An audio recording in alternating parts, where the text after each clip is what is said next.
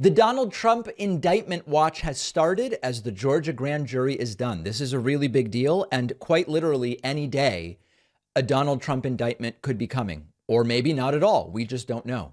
The Associated Press reports Georgia grand jury ends probe of Trump and 2020 election.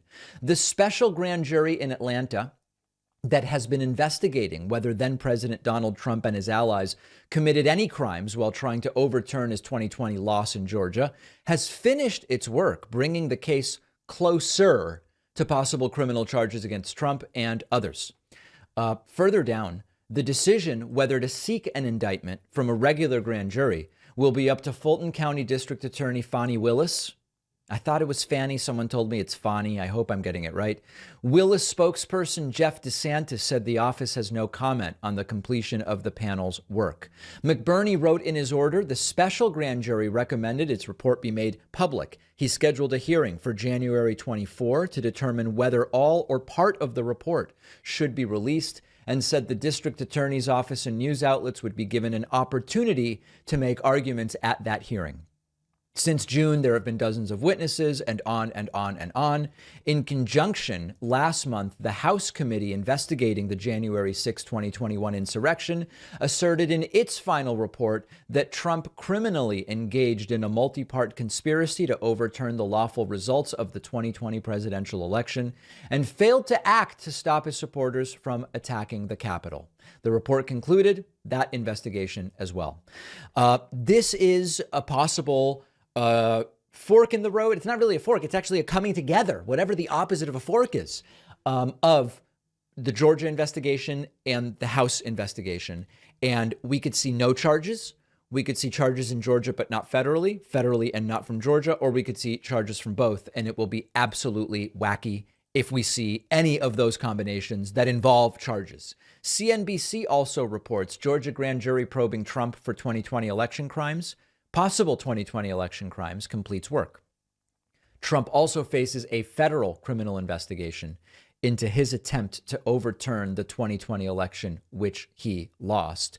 One interesting note from this article is, where is that interesting note? Willis in January 2022 asked the chief judge of Fulton County to consider her request for impaneling a special purpose grand jury to investigate potential criminal interference in 2020.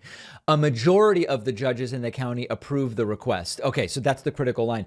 Not every judge. So even as to whether this grand jury should have been impaneled, there was not a unanimous decision from the judges that made that decision. And we should expect that similarly, there will be dramatically different perspectives on this at whatever the next step is. And it is, we can't definitively say that that's a result of disagreements that are partisan in nature. But remember, this idea that judges merely take the law and the facts and put them together and out comes one and only one answer. We regularly see disagreements.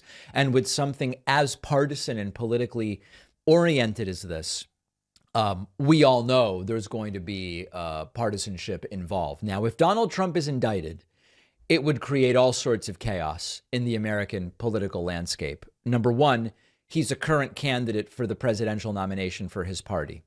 And the first question is, what would be the implications and the consequences for his campaign for Donald Trump to be criminally indicted? Would he have to step down? And what does it mean that he would have to? Would he have to legally? Would he have to because of public opinion? What would that do to the Republican ticket? What would it do to Ron DeSantis's chances? Or would it further open the door for someone other than Trump and DeSantis? We just don't know, but it would be very chaotic. Secondly, public reaction.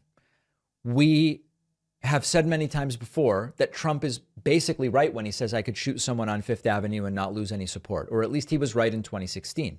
Maybe that was also true in 2020. Is that also going to be true in 2024? Not totally clear to me. At the same time, there are certainly followers of Trump who will see the indictment as a political attack, or at least as a politically motivated attack. It might engage them further. It might unite in some way Republicans in favor of Donald Trump. I just don't know. It's unpredictable. And then finally, what would an indictment of Trump mean for the future of the country?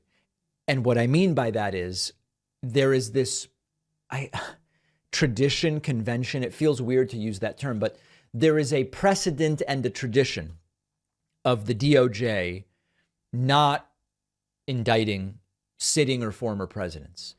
And we have not seen criminal charges against a former president. And so what would the impact of that be on the country in the future if such an indictment were to take place? So it would be chaos. It would be chaos politically. It would be chaos legally, and it could be chaos constitutionally. And it may all happen within a few weeks or not at all, or not at all. I am still not convinced that charges are coming, although I believe they are obviously warranted. And I know most of you feel the same way. Every day, we see more and more stories about what tech companies and ISPs are doing with your data. Facebook just settled a huge lawsuit alleging they gave millions of users' data to a company helping the Trump campaign. Everyone should be using a VPN every time they connect to the internet. No excuses. A VPN hides your IP address. It can keep your data private from these companies and even from hackers. That's why I reached out to Private Internet Access about being our sponsor. Private Internet Access is the only VPN that has proven in court multiple times they don't log your browsing history. Their no-log practices are also independently audited by Deloitte. No other VPN takes your privacy this seriously. Lightning fast for downloads. Streaming content only available in other countries works as well. Works with all major streaming platforms. With one account, you can use it on up to 10 devices. And they have a 30-day money-back guarantee. And their 24/7 support is amazing. Go to piavpn.com/Pacman to get 83% off. That's $2.03 a month, and you'll get 4 months free. The link is down below.